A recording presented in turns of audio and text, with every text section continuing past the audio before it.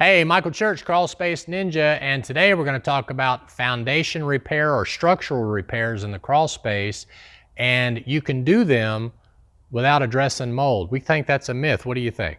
Stay tuned.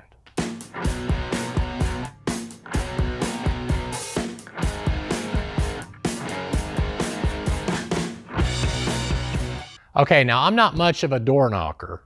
All right. In other words, I don't normally go up to people's homes and knock on the door and introduce myself and ask them to inspect the crawl space. But I did do it this one time, and the people were very nice, and they let me go into the crawl space and check out their crawl space. And you know what?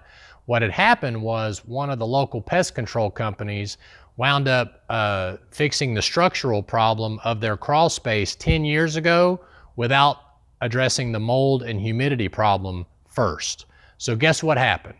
All that mold that was all over that old rotten wood took over the new wood that was installed 10 years ago. So all the wood was rotten, all of it.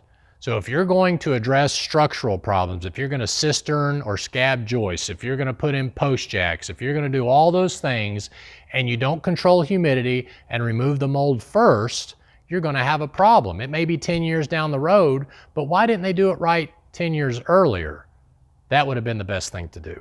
So I'm Michael Church with Crawl Space Ninja, and we consider that a myth to address structural damage in a crawl space without addressing the mold and humidity first. We hope you make it a happy and blessed day, and we'll see you later. Thanks for watching.